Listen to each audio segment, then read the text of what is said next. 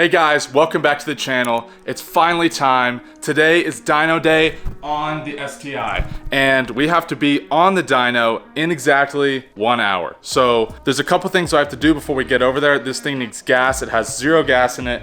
I'm gonna get the lug nuts switched over real quick to some brand new. I have some brand new Uteki lug nuts here.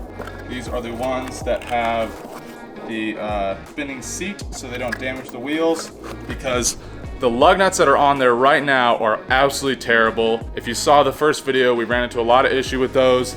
I don't like spline lug nuts, so we're gonna get these old rusted lug nuts off and get some new ones on there to get ready for the dyno.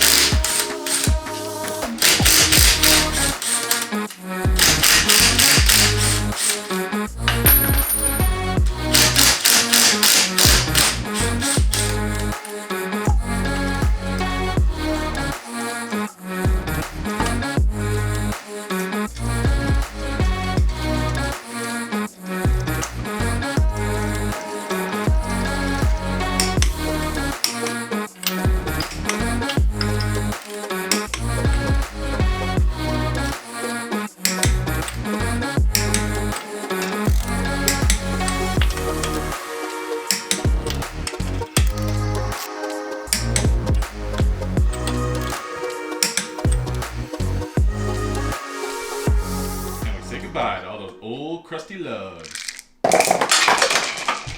She's all filled up. We're on our way to the dyno. She's running strong, but the tune's about to get much better.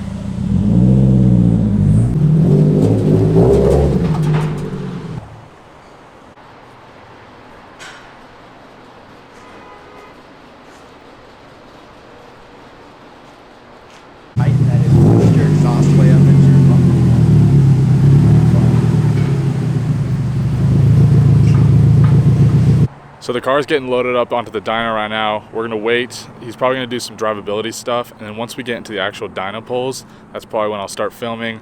But it's getting loaded up right now, so I'm super excited. So the car's all hooked up, ready to go. I think we're gonna get started soon, and we'll see you when we start doing some pulls.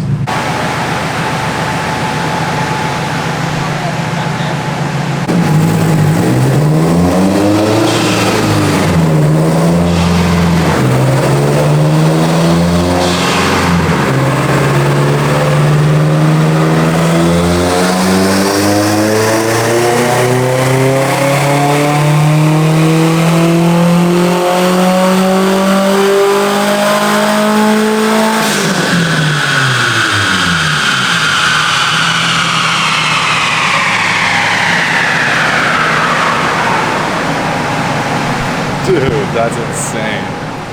That's awesome. So for whatever reason, the refresh rate on the screen in there is like, it's messing with the camera, and the camera can't really see it, but it's making decent power for right now. The tune's not even close to being done yet. It made 248 and 222 to the wheel, so we're getting there. It's coming along. It's super cool. I've never experienced this before, so seeing a car, especially your own car on the dyno, is just something like that's so cool. And I recommend that if you get a shot, that everyone tries it.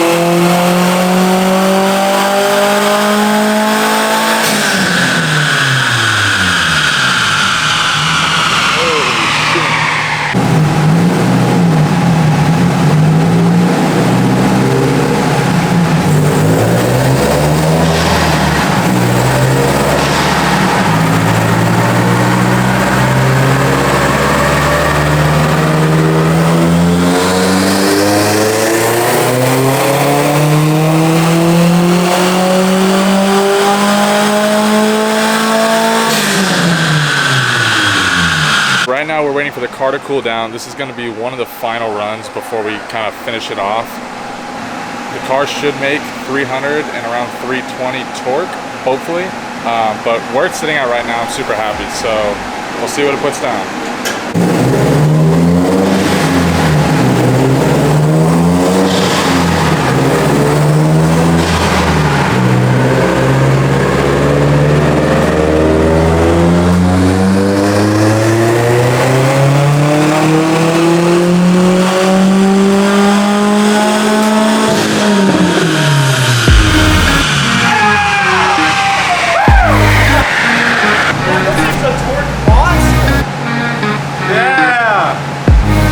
Dude, let's go.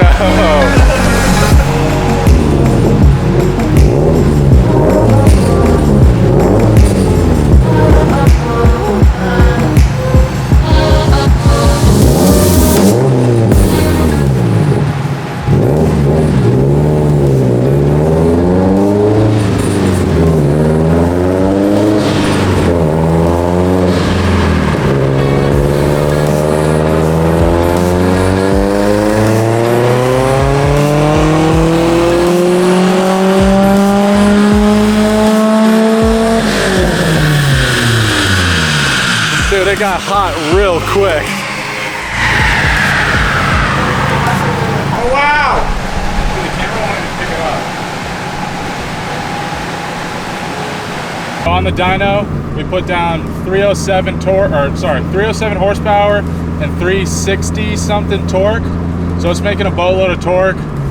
It's super, and it was hot. It was super hot. It was like 107 degrees today. So that's some pretty good numbers for a stock block setup. I'm happy with it. It drives good. It drives so much better than when I first picked it up.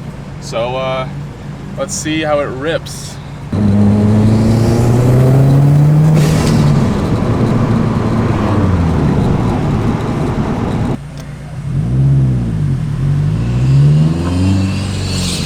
That sounded fantastic.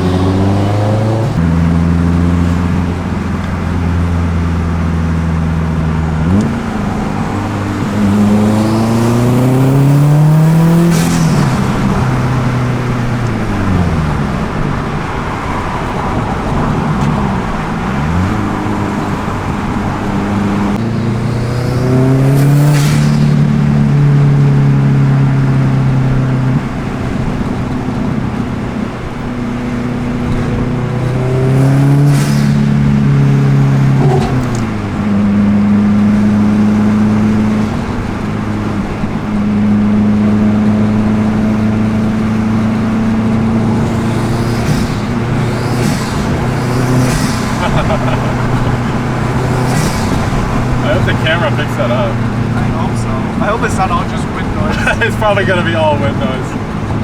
The worst clip ever, just a straight wind noise.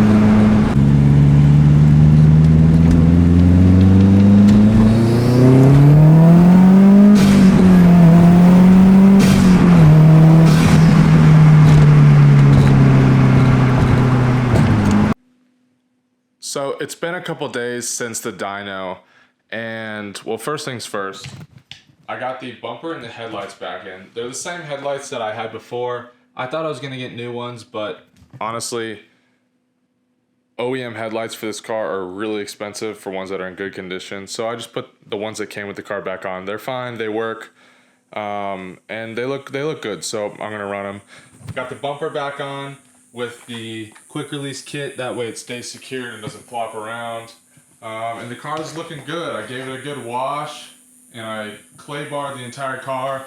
I will be doing a full paint correction on the car at some point in the future. I just don't have the supplies for it right now, but I will be getting those soon. It needs a paint correction really bad. There's a lot of swirls and stuff like that. For right now, it looks good. It's nice to see this car finally with a face again, and I'm excited to get it back on the road. Which brings me to my next topic of emissions. So, I went to get the car inspected the other day, and while I still have a CAT, I still have O2 sensors, none of them showed as being ready. My guess would be is that because of the reset and because of the flashing caused by the dyno and because the car had been in a million pieces, they say that that resets the readiness, the I am readiness of the car. So it failed, well, it didn't fail, but it was not able to be tested for emission. Now, I'm a little bit concerned about having the evap delete, but from what I've been hearing, you only need 2 of the 3 systems to be ready in order to pass, in which theoretically if CAT and O2 sensors go ready, then I will pass. It's a little bit disappointing for me. I was hoping to get this car off the dyno and get it, you know, be able to drive it on the street again, but I can't, because in order to get the car registered, because registration expired last month, I have to pass emissions. Now, if I could do it all over again, I would have gotten the car registered before I started all the modifications. I didn't figure it was going to be that big of an issue, and that's where I went wrong. So we'll figure it out. I'm going to drive the car a little bit more. I'm going to try to do the recommended drive cycle, but it's like you have to drive at specific speeds and do specific things in order to let the car become ready again. This is just, I guess, the world of modifying cars, and we'll figure it out. I don't totally know how I'm going to figure it out yet, but we'll figure it out. Hopefully the systems go ready before the next time I get it emissions tested. The temp tag I have in the car expires in the next couple of days, so hopefully they go ready before then, but if they don't, I'm going to have to figure something out and or get a new temp tag or something like that, because I can't register the car without emissions. So just a lot of problems in that sense. The car's running great. Let's talk about that for a bit. So the car put down 307 horsepower and about 360 pound-feet of torque, which for me, I'm perfectly happy with that. That's kind of what I wanted anyways. That is to the wheels on a dyno jet, or sorry, on a Mustang dyno. So it would probably read higher on a dyno jet, but I don't really care because I think that a Mustang dyno is more accurate. So that's perfectly good for me. It makes all the loud Subi noises and the intake sounds great. I'm super happy with how the car drives. It's, once again, just super silly and frustrating that I can't actually drive the car right now yet as a daily driver. And the other thing too that I found when I got home from the dyno is that one of the valve cover gaskets is leaking. I found a little quarter-sized bit of oil on the ground when I got home from the dyno, and the car had been sitting in the garage cooling down. So that means at some point I'm gonna have to do the valve cover gasket on the driver's side, which is a huge process. I wish I had just done it when I had the car taken apart up on jack stands, but here we are. This is Subarus. You live and you learn. So I don't think it's an emergency right now. It's not gushing oil, and it only leaks, you know, a couple drops maybe when it gets warm, and then, you know, other than that, it's not a huge emergency, but it's something that I would like to do before I sell the car or continue driving it permanently as a full daily. Just a really annoying procedure to do. It's relatively easy once you get the valve cover off, but getting to the valve cover is the hard part. But that's a problem for another day. First, I gotta get the car actually registered and legal to drive. So, with that being said, I think it's gonna wrap it up for this video. Some more exciting things. I think I'm gonna start ordering some stuff for the interior. The steering wheel needs a lot of help. It's like I drive it and my hands get all like disgusting and gross from the leather like just peeling and flaking off. I did, while I was at the dyno, I did get a full trans swap or trans fluid swap with some shockproof. So I will be doing that at some point. I need to get a heat shield for the turbo, but those are all super little things. I would like to get a better access port mount too, so that the wire's not hanging all over the place. I'm thinking the one that goes in the defrost vent. But yeah, despite the problems we're having now, the car is coming along. I think, you know, I'm super happy to actually have it driving and running again and have the bumper and the headlights in. So those other problems we'll figure out as we go. But for right now, I hope you guys enjoyed the video, and we'll see you in the next one.